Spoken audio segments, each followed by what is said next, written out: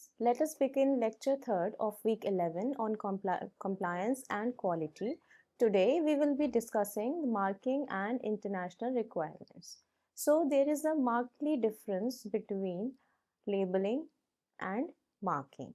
So many a times people might confuse between labeling and marking. So in this entire discussion, we will be separating out what marking is and how is it different from labeling. You will get to know by the end of this lecture. So dear students, let us begin what marking is in export-import procedure. Marking is the information placed on the product, the retail pack and the shipping carton to identify, handle and trace the goods. So marking actually performs three functions. The first function is to identify the goods, to handle the goods, and finally to trace the goods. So, by knowing these three functions of marking, we can easily differentiate it from labeling because labeling is for a comprehensive purpose and it is helpful for both consumers and shipping personnels or customs officials or importers alike. But when we talk about marking, it is solely and it plays emphasis for the use and purpose of logistics officials and shipping officials. So, dear students, how can we differentiate between marking and labeling? By easily understanding that marking is meant specifically to help the logistics personnel and people who handle the consignment at the port of shipment or the port of destination. What are the typical markings? Typical markings information include country of origin, handling symbols, safety or conformity marks, warnings, barcodes and serial numbers. So, dear students, you might connect this information with some of those discussed in the previous lectures on labeling. So yes, some of the information which is included in marking also is included while labeling. So there might be some overlap, especially for barcodes, for safety or conformity marks, or for serial numbers, and especially for country of origin. But we must know that country of origin is a very important information that should be provided at each stage of the export consignment before it finally reaches and is handed over to the importer. So these things might repeat itself in various stages and various requirements of the entire export procedure. But why is marking important? We have already seen why is labeling important. Why does it matter at all? Why does packaging matters at all? Now let us also see why marking is important.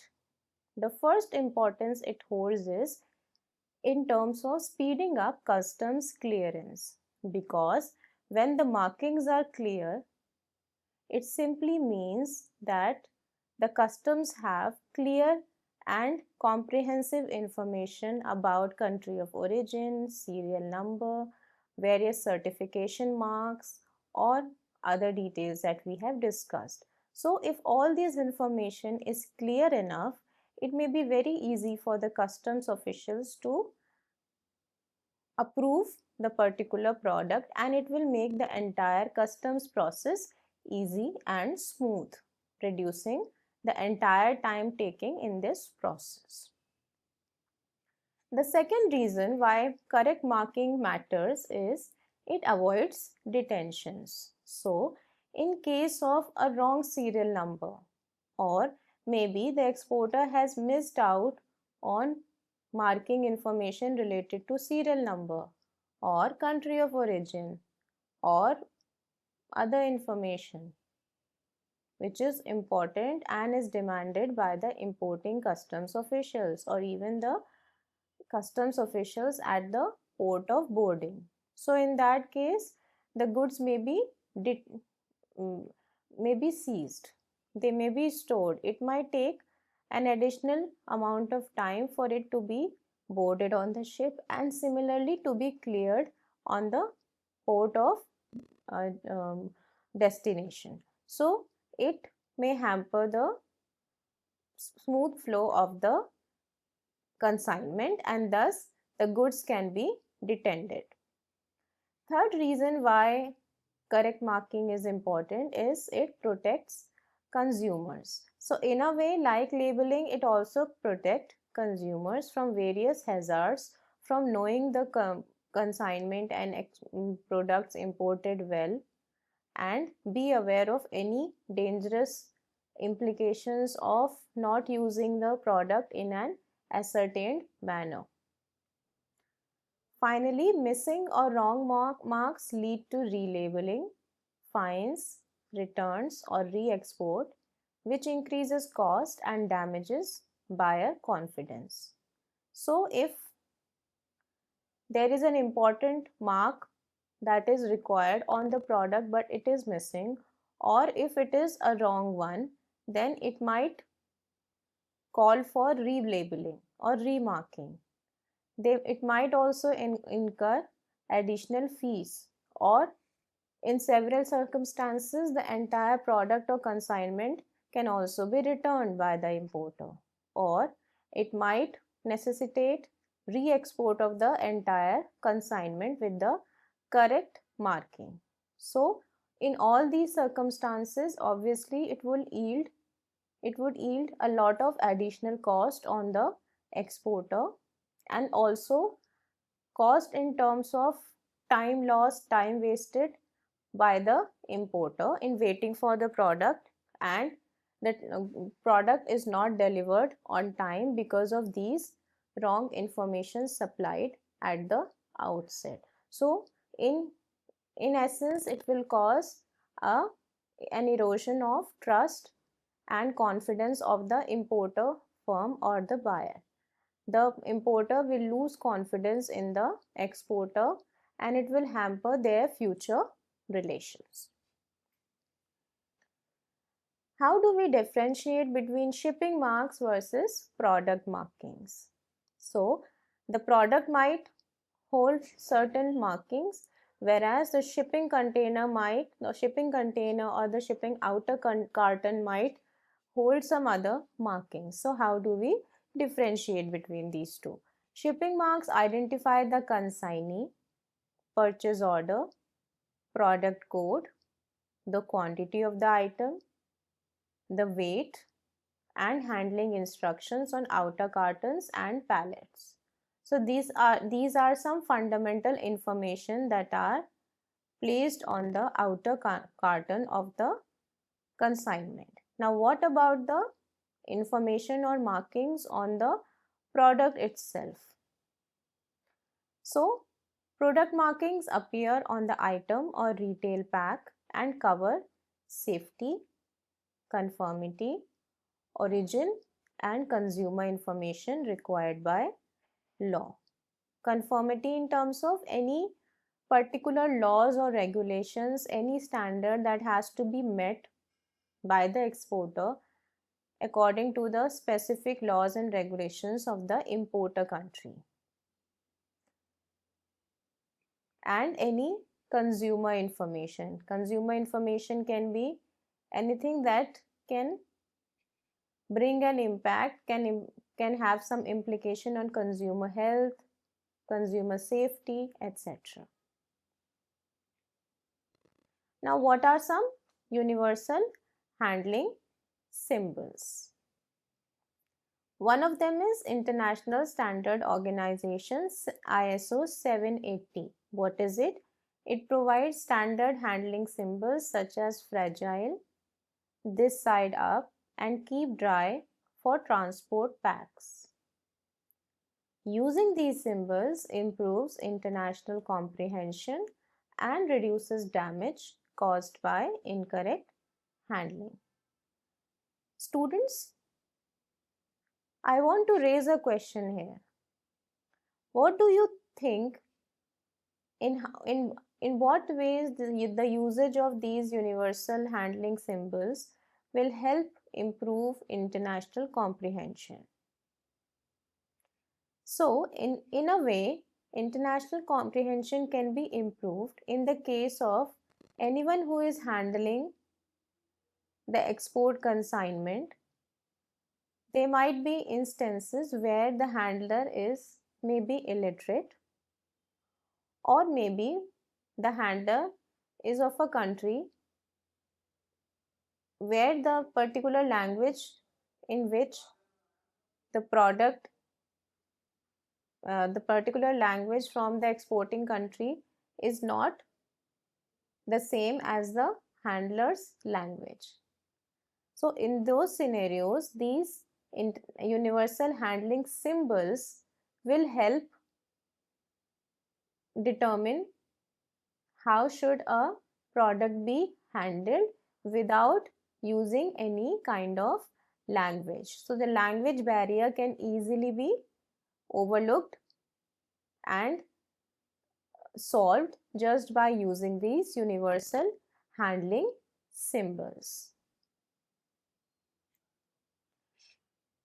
Again, it is important to have correct country of origin marking on the product that is to be exported.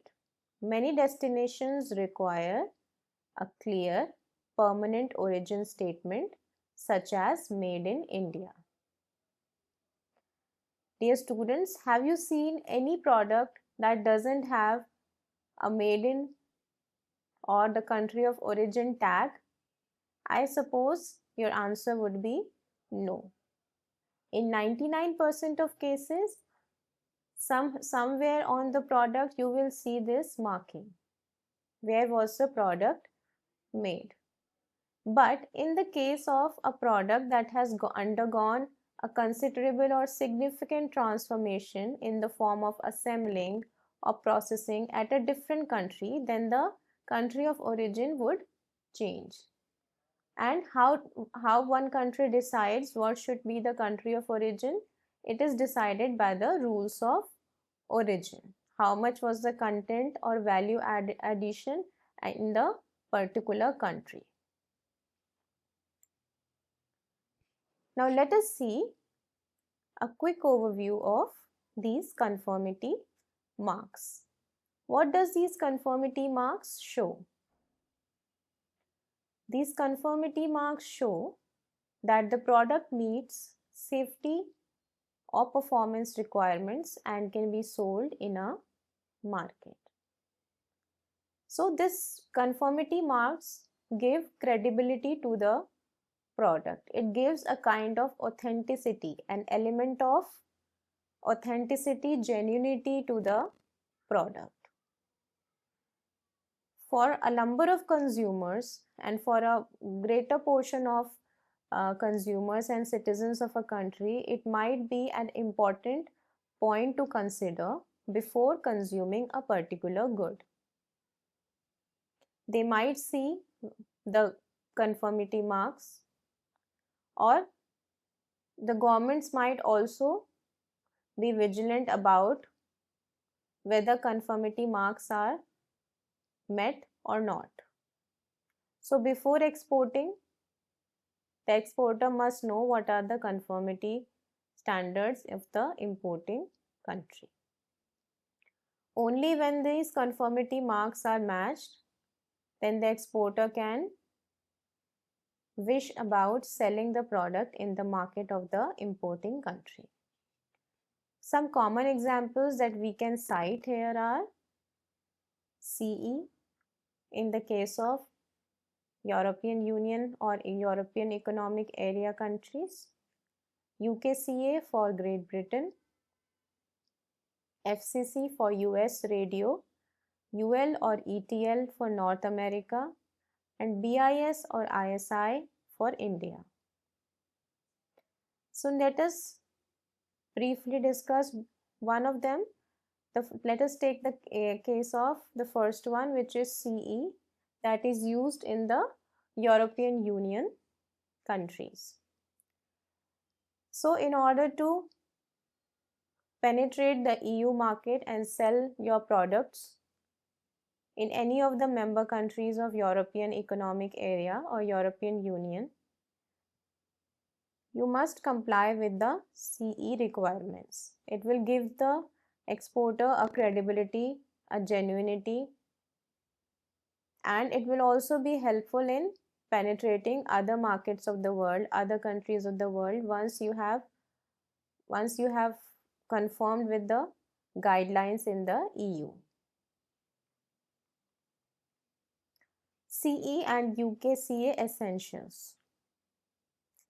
As already discussed, CE marking indicates conformity to EU directives or regulations and requires a technical file and in certain cases a notified body. UKCA is the Great Britain equivalent with similar documentation. Marks must be visible, legible and durable on the product or data plate. Let us take the case of electronic products. Some of the markings here are according to RoHS, WEEE, FCC. RoHS restricts hazardous substances and is supported by test reports. So, proper quality tests are performed and conducted, and once the tests are fully done and are successful, then only the reports are issued. On the basis of reports, the RoHS is provided. WEEE requires a crossed out wheeled bin symbol for e-waste obligations in the EU. FCC labeling confirms radio frequency compliance for devices sold in the United States of America. Chemicals. For chemical products, GHS labeling is used. The globally harmonized system defines hazard pictograms, signal words, hazard and precautionary statements, and supplier identification. So these symbols are easily picked up by a person who can speak any language, so there is no language barrier to understand or communicate with the pictogram or image provided. These symbols, according to the globally harmonized system, signals precautionary statements. What should be the various precautions before the usage of these goods, for the storage of these goods, for further production or use of these goods in the further production of other goods, or for similar purposes. Exporters must use the destination's adopted GHS version and provide a matching safety data sheet. So there are a number of versions for the globally harmonized system, and it is not necessary that the country to which you are exporting follows the same version that is being followed in another destination country. So understanding these discrepancies is important for you to export your product with the correct marking. Then only your products will be confirmed and be received on the port of destination. Textiles.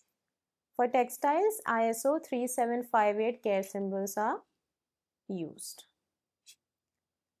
Textile care labels use standard symbols for washing, bleaching, drying, ironing, and professional cleaning. So dear students, you might have seen and gone through a number of apparel items where these symbols are usually there but easily overlooked by consumers because they are not very much informed about these information. For example, a particular garment may have a symbol meaning or signaling that this particular product should not be hand washed. It should only be dry cleaned. And now when we are discussing it, you might be easily able to recall some of your products that may be having these symbols. Quite repeatedly, these symbols are there. And these symbols are universal. You will find on 99% of textile products, whether it can be hand washed, whether it needs dry cleaning, what are the bleaching requirements for the product, how should it be dried, should it be tumble dried or not, should it be sun dried or not, what is the temperature suitable for ironing of a particular garment or textile, and what should be the professional cleaning procedure or method that you can adopt. So these are some specific markings or symbols provided by ISO 3758 specifically and particularly for textile products, apparels, garments, threads, carpets, wool, etc. Labels also state fiber content by percentage and country of origin to meet destination rules. Fiber content is important for the textile product. We have already discussed in second lecture of this week on labeling requirements. So what is the actual percentage of fiber used in this garment? For example, if it is 78% polyester, 20% cotton, 2% viscose. So this is the entire division of the entire fabric or garment. So this fiber content needs to be displayed, needs to be put up, and it can form the content of both labeling requirements and marking requirements, particularly in the textile products. Now let us go through what happens in medical devices products. Medical devices products follows ISO 152231 and UDI. Medical device labels use standard symbols for sterile status, single use, lot and serial numbers, and manufacturer details. Details such as the name of the manufacturer, the location of the manufacturer, if it is being sourced from some other place, where is it sourced from, the location, the name, date of source, date of sourcing. Information such as sterile status, whether it is single use or whether it can be used for multiple purpose. Should it be rejected after one use or can be used repeatedly? Lot number and serial numbers. The EU MDR and other jurisdictions require unique device identification on device labels and packaging. So therefore, specifically by the EU, the mandatory marking is unique device identification on the labels and packaging. Food contact and consumer safety marks. Some markets require food contact symbols, recycling codes for packaging materials, or age warnings for toys. So you might have seen in the case of children's toys, it is already, the age bar is already mentioned. For example, meant for children aged above 8 years or not to be used below 14 years. Such notifications are given and mentioned on the particular toys. So these are kind of consumer safety marks. This means that this particular product is not suitable for a children below a certain age, giving a threshold of age. It only apply marks when you have evidence and approvals. Keep the supporting test reports and certificates in a technical file. So in every stage, the maintenance of technical file, safe storage of technical file is important, both for importer and exporter for future use in case of any disputes or resolving of any conflicts.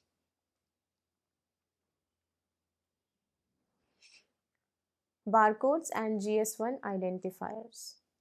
Retail goods typically use GS1 barcodes such as EAN13 or UPC. Cases or pallets often use ITF14 or GS1 128 with extra data like batch and date. Barcode data must match the SKU, unit size, and descriptions printed elsewhere. RFID and EPC for supply chains. RFID tags using EPC global standards enable fast inventory and anti-counterfeit control. Program RFID data from the same master data that drives barcodes and shipping documents so all identifiers agree. How standards, test and marks connect. How they all can be linked together. A mark is valid only when the product meets the referenced standard and any required conformity assessment, for example, testing, certification, audit, and all of these are completed. Keeping a technical file with test reports, declarations, risk assessments, and certificates to justify the mark.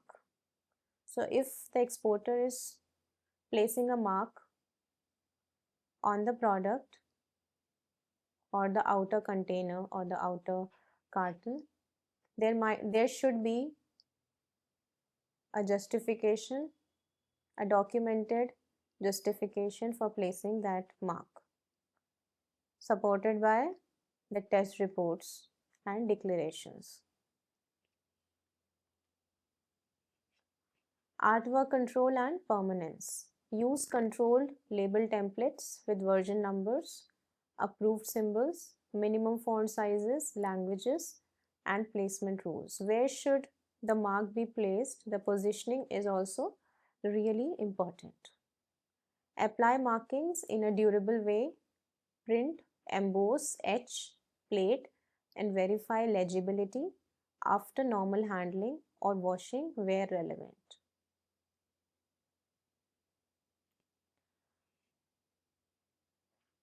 What can be the various errors that can be easily made by the exporter, and how can the exporter easily prevent it? Some of the common errors include making wrong origin statements, and please recall it was also discussed while labeling. While labeling also, this error is quite common of providing wrong certificate of origin information. Outdated logos, yes, you might have updated your logo, the logo of your company, your brand, and you missed out on supplying the latest or placing the latest logo. So there would be a significant mismatch and it would lead to detention of your product. It would raise the cost. It would waste the time of both the exporter and importer, and it would create a lot of troubles at the port of shipment, port of destination. Unreadable font sizes. The font size used should be easily read, easily identified by the naked eye. Mismatched barcode data and incorrect safety pictograms. Prevent them with a marking checklist, a second person artwork proofread, and a final inspection against a golden sample. Let us look at two simple examples. A power adapter for the EU displays CE, the correct voltage and frequency, the WEEE symbol, and RoHS compliance supported by a technical file. The GB version uses UKCA with the same safety data. The second example of a global textile SKU, which shows that they have Followed ISO 3758 care symbols, supplying the fiber composition or fiber content, the Made in India or Certificate of Origin information, and a GS1 barcode that matches the carton code and packing list. What are the practical ways in which this entire marking procedure or step should follow, and what do we take away from this discussion? The exporter must identify the destination standards, very important. In every step of the exporting procedure, the exporter must understand each and every detailed specification or requirement of the importing country, and it might change from importer to importer in that specific country as well. Obtain test and approvals. What are the various tests that are required to get approval or certification from an authorized agency? Build controlled artwork and apply durable markings that match documents. This disciplined sequence reduces detentions, supports safety and traceability, and speeds market access across countries. Thank you.